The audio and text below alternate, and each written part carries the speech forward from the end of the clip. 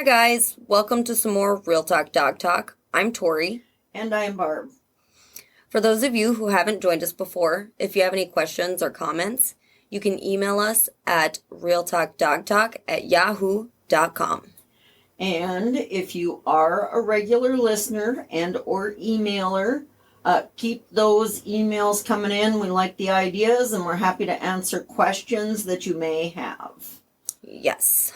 So before we get going, Okay. I have to kind of get back to last week's podcast. We were talking about deterrence. Yes. For, dogs getting out of fences and such. Yep. And, I have not only done it myself, but heard of many people doing it. Mm-hmm. The Tabasco sauce deterrent, yeah. just using some of that and sprinkling it around. Yeah. Well, while I was doing research for the podcast for today, Mm-hmm. I don't even know why I came upon it, but I found a little bit of information on chili peppers. Okay. Now, are chili peppers in Tabasco sauce? I feel like they are. I guess I'm not positive, but I would think so. Well, I'm going to just mention this so that, people are aware of what they're using. Okay.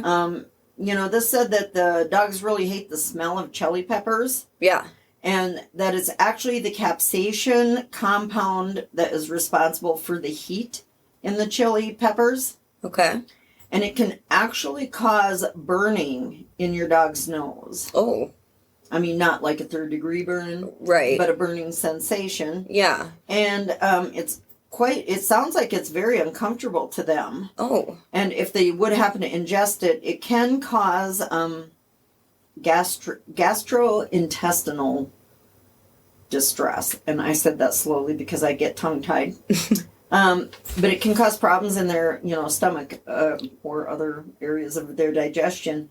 Oh. So, I read that and I thought, dang, I don't know that I should be using Tabasco sauce. I just think that could be kind of painful. Yeah, I think I probably won't try that. I was thinking about actually using that at some point for things, but I guess that's not really the way I want to deter my dogs. No, so I guess, I think it's something that I've, a good handful of people use. Yeah. But, I guess rethinking it for myself, I would probably think in terms of, dog-friendly deterrence, something that your vet has recommended or that you found online in the store that is specifically for dogs. So, yeah. I kind of want to touch on that just a bit to let people know I'm not so sure on the taco sauce. Well, that too. One of them. Yeah. But just be careful what you're using as deterrent so it's not actually causing, some type of distress. And certainly you don't want them licking it if it's going to cause, stomach issues. Oh, yeah. So I just wanted to kind of mention that real quick. Yeah, that's excellent. I actually did not know that myself, so I'm actually glad you found that. Yeah, and I don't know why I found it on Licking Paws, but, well, there you go. It's the internet. So you just never know. Yeah. So, do we know where we're at with the fundraiser this week here? Well, actually, we are at a halfway mark. Okay. So, just to remind everybody out there, we're doing downloads for dollars. Yep. You guys download one of our episodes on this podcast, and we will personally put $1 into a jar to donate some dog food to the Roseau County Dog Shelter. Yes. And we're about at the halfway mark. We're going to $200. Yes. So once we hit that $200 mark, we are going to go dog food shopping. We're going shopping. We got a list of, the kind of dog food he uses, stuff that they might need for the dogs. And it can be anything. It can be dog food or dog needs. Yeah. But not so much cats. They say they don't get too many cats up there, so we're not excluding you cat people. Right. Just they don't get a lot of cats in their shelters. Yeah. So keep downloading, and we got our jar going. So keep downloading those, and we'll keep putting the dollars in there. Well, that's awesome. I'm glad we've already hit the halfway mark. That's pretty good. Yeah, I'm happy with That's that. awesome. Yeah. So, for today's topic, uh, let's talk about dogs licking their paws. Why? Yeah. It doesn't sound like something I would want to do, but hey, dogs are dogs. Well, there's kind of positive and normal reasons that they do it, and then there's not so normal reasons they do it. Yeah. So it's not an across the board, hey, my dog's licking his paws. Oh no. Yeah, that is not really the issue so much. Yeah. But I think the important thing is to look at actually why they're doing it. Yes. And is it excessive? Right. And then, if it's excessive, then I think you need to always consult your physician. Yes. Do your research. Keep yourself informed. Yes. Just because, why are they doing it? Right. It could be, we got a whole bunch of reasons why, okay? We have so many. Yes. Actually, it's pretty, common for them to just do it for cleaning. Yep. Getting debris out of the paw pads. Like in the winter, if they have ice chunks in there. Mm-hmm. Sometimes it's just a matter of, grooming. Cleaning. Yep. And that's a good thing. Yes. You should be worried if your dog is not grooming themselves. Dirty dogs. Yeah. Ew. One thing I actually read on the internet, and as we all know, everything on the internet is... It's so true. Not. Yeah. But I was reading that they said that... Now, I always heard that dogs controlled their body temperature through panting. That's what I understood. That's what I've always thought. This particular article said that they control their temperature through their feet, their paw pads. Oh. And that licking them helps to cool and control their body temp. I actually did not know that. Yeah, I'm going to have to Google some more on that one. That's a different, thing there. But, I thought that was kind of interesting because if that's the case, you definitely don't want to stop them from doing some maintenance licking. Yeah, for sure. Yeah. Yeah. So that's something to think about. Well, and that you have to be careful because it is normal. You just got to kind of know your dog. And if they're getting to a point where they're doing it more, that's when you kind of want to look into it a little further. What's going on there. Now, Floki, he's my neutered male. Yes. He is just my main guy. Yes. My first Cane Corso ever. He's so great. He is, but he's an obsessive licker in general. He licks people. Yep. He licks the couch. Yeah, anything. He licks the ottoman. Yeah, whatever he can think to lick on, he licks.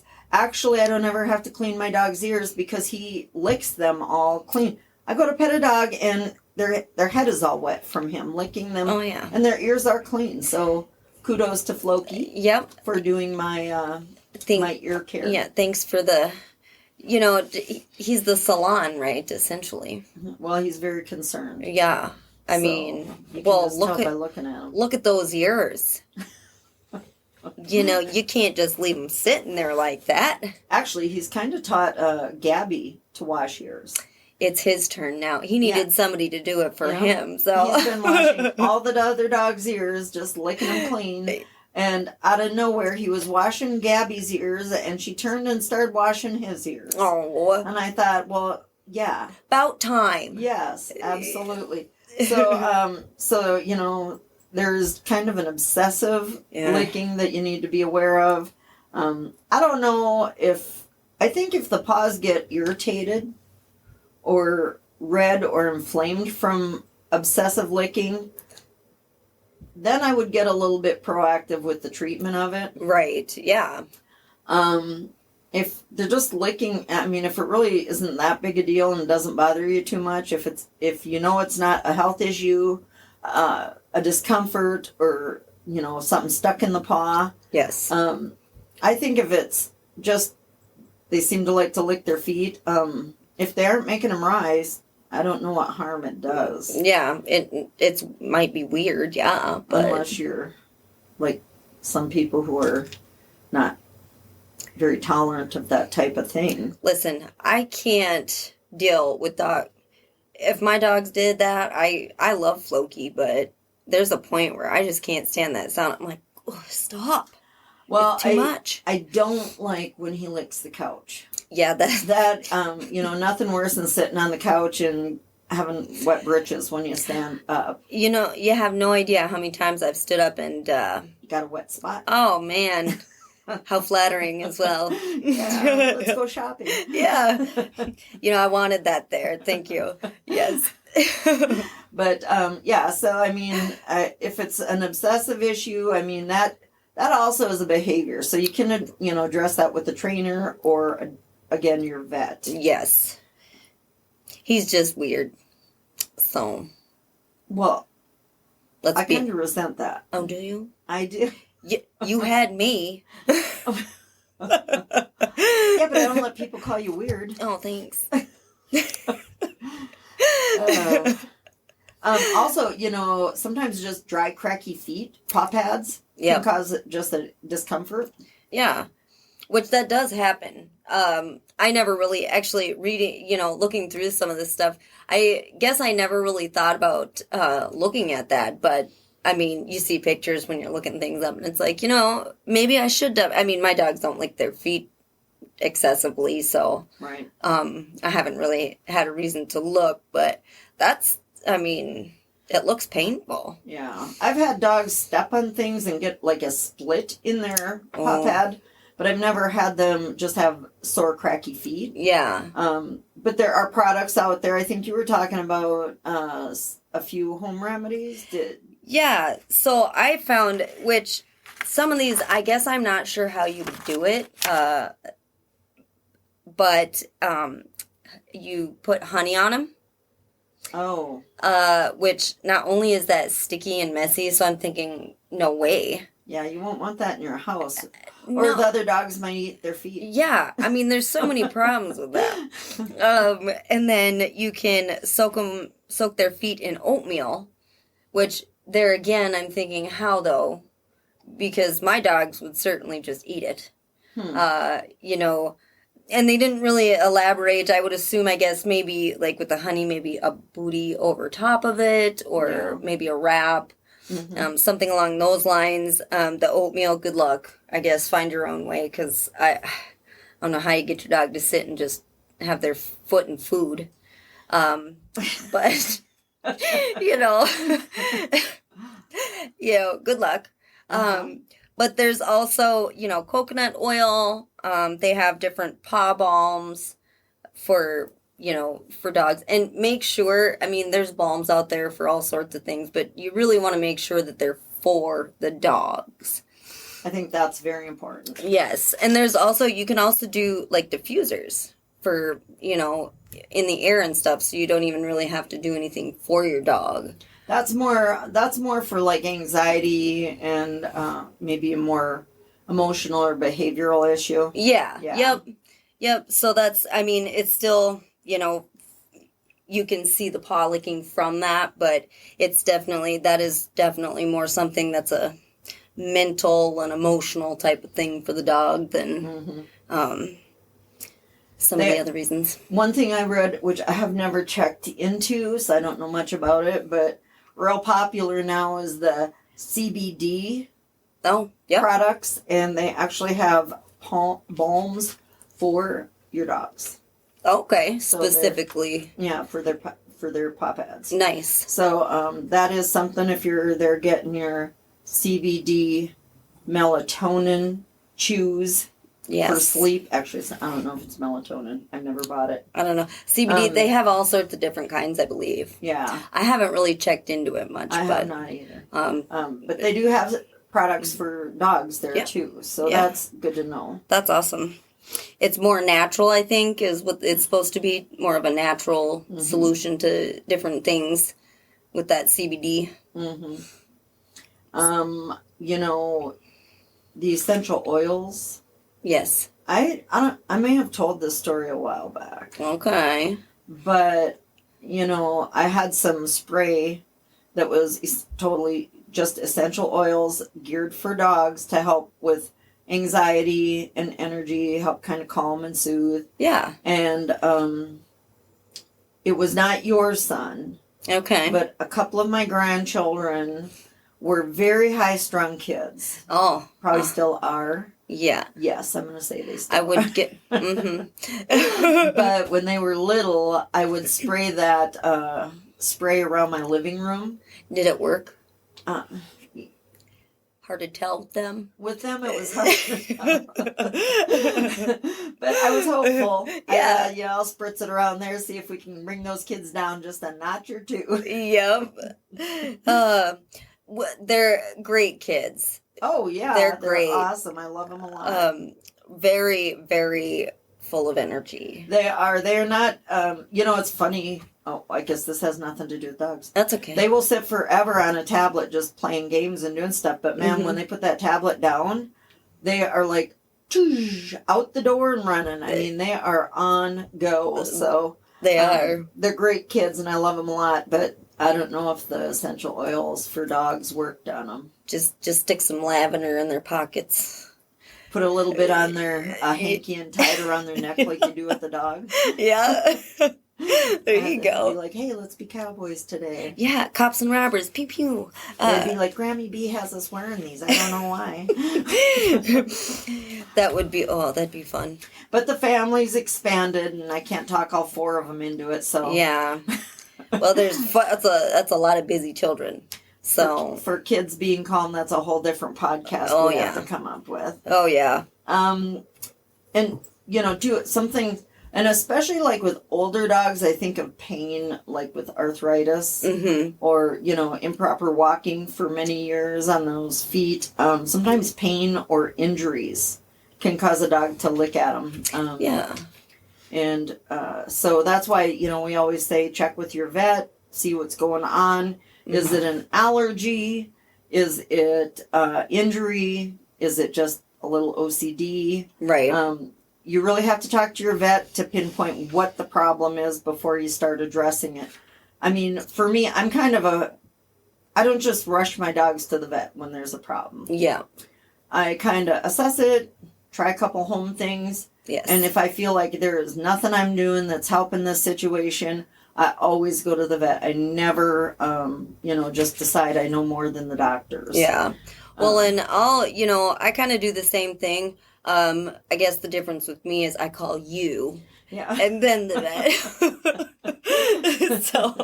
Well, honestly, I did work with a vet for, a few years up in this area, and I learned so much. It's insane. Yep. I could not believe it. And I mean, I'm not a doctor, so I don't ever, want people to think I know more or as much as them. But I sure did learn a lot working there. Yeah. Well, and that's the thing, it's no offense to anybody, but I see a lot of people post pictures and on Facebook and say, what's wrong with my dog? And some of them I'm thinking, you should be at the vet already. Yeah. What are you doing? Quit asking the internet. Take your dog to the vet, Yeah. Which I get it. It's can be expensive, but, there are certain times where it's like, all right, what are you still doing at home? Quit taking pictures. Right. Right. Well, that I've never really understood that. And sometimes they'll say something like, before you answer, I already have an appointment in 2 days for the dog, or I'm taking the dog into the vet tomorrow. I'm thinking, well, then why are you on? I'm not really, to be very honest, I'm not a huge social media fan. Yeah. I mean, I don't just love sitting on the internet, commenting to people, having my opinions out there. I do what I need to do for, what we put together for you folks out there. And, there's always Facebook. But I'm not really a big fan of showing everything in my life on Facebook. Right. Some people really like to do that and get feedback and have interaction that way. If you like that, great. I mean, that's your choice. I'm certainly not knocking it, but I'm not really a person that's going to take pictures of everything that's wrong with my dog and put it on the internet. Well, and the backlash you get sometimes is just nuts. Yes. I mean, it can be really quite trying to even just, put the simplest things out there even. So. Well, I put somebody had a negative comment about ear cropping on one of the Cane Corso sites, and I just voiced my opinion on, I call it pro-choice. Yep. Because I feel like, you should be able to make that decision yourself as long as you're doing it in a humane manner. Right. And I just put my opinion on there. I didn't say, it was bad not to crop ears. I didn't say you have to crop ears. I just feel like it's a choice. And man, for months I had such repercussions from that one comment, and I was actually not dissing either way. Right. So I really avoid saying too much on the internet because I don't want to listen to my phone going off at 3 a.m. for 5 hours because someone didn't like what I said about ear cropping. Right. I'm not going to do that. So, I mean, if you really like to put your pictures out there, great. Do that. Get input. But we always feel like, and I think I am speaking for both of us. Yes. That, the vet is ultimately who you need to be talking to when you have a health situation or even a concern that you just don't have a way to figure out. Well, and that's the thing. I mean, if you really do love your dog, and, again, I'm not trying to offend anybody, but do you really want some random person off the internet, then your dog ends up sick because you listen to this person instead of just taking your dog to the vet? Mm-hmm. I mean... It's a good point, too, yes. So... Also, something to think about is bacterial infections. Ah, yes. And sometimes if there's like a foul smell, it can mean that there is an overgrowth of yeast. Okay. Or it can just be a sign of infection. I'm going to have to start smelling their feet now. Come here. You already smell your food. I know. This girl cannot take a bite of food without smelling it. Well, you can't just go putting things in your mouth all willy-nilly. Okay, that sounded bad, but you know what I mean. Well, it just came out of the kitchen. What do you think's going to happen between the kitchen and the table? Well, you don't know, do you? So, as of today, Tori will be smelling her dog's feet. Yeah, we'll see.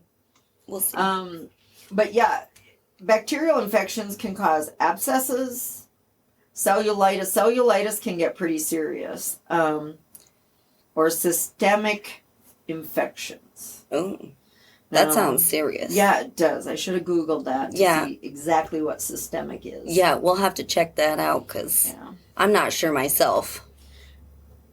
And then again, if you are suspicious of an infection, that's going to require antibiotics. Right. So you definitely want to see your vet there. Yes.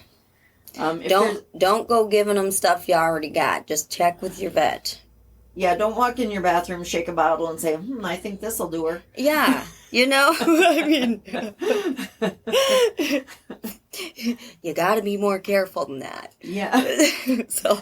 Well, and if the paw is bleeding from the licking, usually an infection won't just cause it to bleed. Yeah. But the excessive licking can cause bleeding. There's things you can do for it. They have, and I thought these were super cool, but they're similar to a booty, but it's a Pawflex Medi-Mitt disposable bandage. Ah. And it comes from, like extra small up to large. So I think the one review I read on them said that it didn't fit their Great Dane's foot. Oh. So large, I don't know how large that is. But it's an actual bandage that has like a wrap around the top part that has Velcro on it. So you can just put the Band-Aid right over that, which do they stay on there? I'm not really sure about the effectiveness. But you can also use like a hot spot gel or spray, some sort of wound care. Mm-hmm. Always make sure it's, geared for the dogs so that if they would lick it, they aren't going to end up sick on top of being injured. Yes, some of that stuff can honestly be dangerous for your dogs. So yeah. When you guys were little, I used to actually, if you had an injury, I would soak it in Epsom salt. Oh, that stuff works. And that, I believe, is a very great healer. And I've used it, I've had horses that occasionally will get a nail in their hoof. Yeah. And the vet will come out and, get the nail out and tell me to soak it in Epsom salt. Oh. So I'd fill up a 5-gallon bucket about halfway and put Epsom salt in it, and I'd just stand by the horse and have their hoof in there, and as the horse would move, I'd just kind of walk along with it to try to keep it in there. They always said 5 to 10 minutes. So, I think about that with dogs. Would that be a good thing? Actually, Epsom salt can also be a laxative. Oh. So I would be concerned using something like that on a paw where they would lick it. Okay. Because that could cause some loose stools. Now, what I have done for myself, even, what if you got like a warm rag soaked in like Epsom salt water? Do you think that would maybe... I don't know if that would work or not, because they'd still be getting that Epsom salt in their mouth, and I don't like cleaning up diarrhea. Yeah, woo. That is not fun for anybody. There's a post I saw, I just about died laughing, because it's true. But it showed a woman in bed. Yep.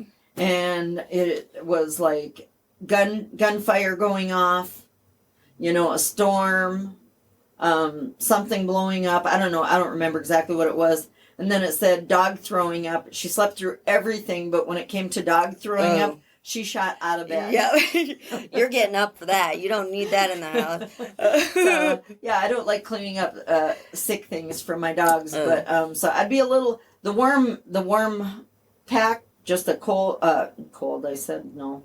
A warm pack, just warm water on a wash rag can definitely help draw infection out. Okay. But I don't know. The Epsom salt is something I've always been a big fan of. I'm just not sure that it would be good for dogs' paws. It is a great healer, but I guess that is true. Though I didn't think about them licking it off, but they could. Yeah, I mean, I could still. That could be a kind of a bad thing. No thanks. I'm not. Yeah, ick. Not worth the risk.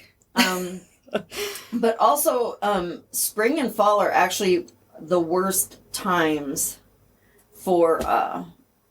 Well, I shouldn't say worse. You're more likely to have troubles with bacterial infections because it's wet and muddy out, so that kind of gets that bacteria up in there. So, that might be, it's funny because, so in the winter, you've got more like ice and snow and cold damage to a dog's foot can cause irritation that way. Yeah. But they can also get like road salt or any other de-icing agents or chemicals up in there that causes a problem. I mean, the majority of people up here in Minnesota at some point in the winter will use a de-icer on their sidewalks, their stairs. Yes. If you walk your dog and, the snow plows are pushing the snow up onto the, sidewalk or, curb, that's something that the dogs could definitely get into and cause an irritation. But, it's not like you're exempt from it in any season because you've got winter issues and then you've got spring and fall. So I think it's important to just have good care for your dog's feet. Yeah. Well, and that's the thing. I mean, you just never really know what could happen. And, even if you're in town, I mean, I'm in town and, those snow plows go by. If I take my dog for a walk, there's that sand and salt getting stuck up in there. Yeah. And you definitely don't want that. I mean, I have a tree that branches are constantly coming down. I mean, who knows what's in that? Yeah. If they're walking around in that. So. Well, I know, I know this seems extreme to, bring up sled dogs, but mushers do some things that help protect the paw pads. And, you can always go with booties. We talked about them. Yep. But not all dogs want boots on their feet. I know I've tried it a couple of times with different dogs. And at this stage of my life, I'm throwing in the towel on booties. Those videos are amazing, though. I love watching the videos of people trying to put those. Well, they succeed. They get them on there. And the dog walks like their foot stuck in cement. They do. I love it. Well, they have like a dog wax, or it's wax for their paws. Oh. And they have different brands. There's Musher Secret, and that is a paw pad wax, Okay. and it's supposed to be all natural, and it's a 5-star wax. And then the other one I found was, the company is Finn, and it Okay. is called Paw Hero, and that's a 4.5-star. Those were both just off the internet that I found. Yeah. And I think whenever you're looking at anything you're going to put on your dog, you have to make sure it's as natural as possible. I mean, I don't know if that's 100% possible throughout your dog's life, Right. but I always try to keep it as natural as possible. And check out the stars. I mean, really, if you're getting something that's a 1-star thing, one, it might not be effective. Two, it might not be that great for your dog. Right. Well, and I've ordered stuff off of Amazon, and I usually do look at reviews and things like that. And, if there's something that I'm looking at and it says, it'll say like, be the first to review this. Oh, no. I'll just find something else that does have reviews and ratings, just to be safe. Yeah, the star rating kind of helps you. And I guess when you're looking in terms of your pet's health and care, it's important to, know what other people are saying about it. Especially since your dog can't tell you. I don't know. Mine, I feel like mine can, but Yes, you do have conversations with your dog. I do. They're sassy at me. So How did they learn that? I don't know. I do. I know how They came from your house. you raised them, and I don't know. I come into your house, and the dogs are sassy. Yeah. Your kid is sassy. I know. You're sassy. I don't know how it happened. I'm pretty sure it's you. Well, I mean, okay. Well, I got nothing really. No, you don't have anything on that. But yeah, so I mean, you can do a few things. Also, I saw, let's see, on dog sledding, I saw that they use vitamin E Oh, on their dogs, which I don't know if they make. There has to be some sort of. I didn't look that up anywhere, but there must be like a dog-friendly, pet-friendly vitamin E lotion. So that is something that honestly is, super simple. I'm a big fan of. I would love to learn more. In fact, I want to get certified is in massage therapy for dogs. yeah. And I would think, like, my dogs aren't big fans of me messing with their feet. No, yeah. Well, Enzo likes to hold hands, but that's it. Yeah. That is it. That doesn't go at all along with you having conversations with them. No, I don't think so. Anyhow. So while Tori is holding Enzo's foot right now. But yeah, the vitamin, I think just having, I have a great big round ottoman. I could just see kind of putting some of that stuff on their paw pads, rubbing it in. Probably would feel great on their feet too, just getting that massage. But also you'd be protecting them from some of the winter elements or, I always think about, like, when they talk about moisture and mud and that sort of thing, is it something that's going to stay on their foot? Right. And like your honey idea, I could see where that might work, but I just don't, they'd have to be an outside dog. And then if they were an outside dog, would would leaves and twigs and stuff stick in there? I don't know. Well, that's that's the thing. I mean, I love honey in my tea, but I don't think I probably wouldn't use it on my dog's feet for many reasons. No, that one kind of stumps me, but I would think some of these other ideas might be a little bit like something you could like work into their feet and rub and get them, their feet protected that way, and it wouldn't be quite such a topical thing, but more a penetrating item. But there's a lot more paw pad waxes out there. Those were just a couple of the top ones that I jotted down. But so sometimes, and there again, you're thinking preventative. Right. So before they start having issues in the winter, might be a really good idea to start getting that wax on there and keep them protected from the elements. And if you're a couch potato, don't get your dogs out that much. Just be aware of it in the spring when there's more melting going on. Yeah. Really, if you have big dogs, They got to go out sometime in the winter. I can't imagine a potty pad big enough for a Great Dane, Saint Bernard, Oh, man. Cane Corso.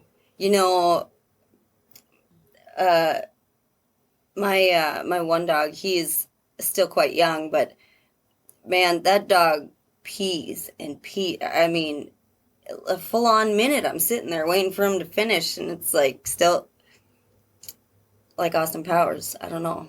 Like, it is. You know, I don't know if you know this, but that's an old movie now.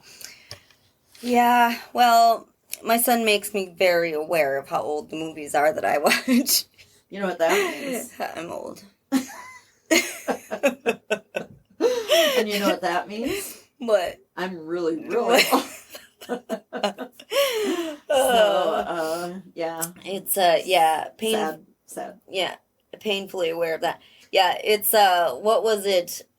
I was looking through movies. Oh, it's Shaun of the Dead. It's a zombie movie, and my son likes to watch, scary movies in October, which we've just started, but he's on it, okay? And he looked at the year, and it was early 2000s. He's like, whoa, that is old. And I'm like, you know, you just keep those kinds of comments to yourself. How about that? Because I'm pretty sure I was a teenager when that was... Well, that's something to look forward to is those scary movies. I'm not really that into scary movies like you are, but yeah. It's something else. But, you know, we've got hands to hold here. Oh, for crying out loud. We've got Paws. Get yourself an ottoman. Yeah, I'm going to have to. Get yourself some paw pad wax. Mm-hmm. And watch your scary movies while you rub your dog's feet. Yeah, Betsy likes to hold hands as well. Honestly, you know, as I say, the rub the feet business, Mm-hmm. I think my dogs get treated better than I do. Same, though. Nobody's licking my ears or rubbing things in my feet like that. I know. That kind of making me think. Will you rub my feet, Tori? Sure. Somebody's got to, right? Old I mean, Floki's not jeez. gonna. Yeah, he'll lick them for you. That he would, yes. But that feels gross. That is gross. Well, Yeah. he's gross. He's all for it, though. I mean, give him here, he says, because, I mean, really, I think he'd clean anybody if they let him. That just sounds icky. It does, yeah, yeah. But hey, he will. He'll do it. You know, he'll do it. All right, guys. Well, one more reminder: we've got the fundraiser going on right now. So, downloads for dollars. No money out of your pocket. Download any one of our episodes here from the podcast, and we will donate $1 to our jar. And we're halfway there. Halfway there. So awesome. We appreciate that. You know, we want to help out where we can. Yes. So again, download an episode, any episode. Any one of the Real Talk Dog Talk episodes. Yes. So actually next time, I don't know if I'd talk to you about it, but I wanted to talk to folks about how old a puppy should be when you bring them home. That's a good one. You know, some people give them 6 weeks, 8 weeks, 10 weeks. You know, we're just going to talk about ideal timing on bringing that baby home. Perfect. I love that. That's a good one. Yep. And again, if you have any questions or comments, go ahead and email us at realtalkdogtalk@yahoo.com. And thank you for joining us. We hope you will be here for our next episode. Goodbye. Goodbye.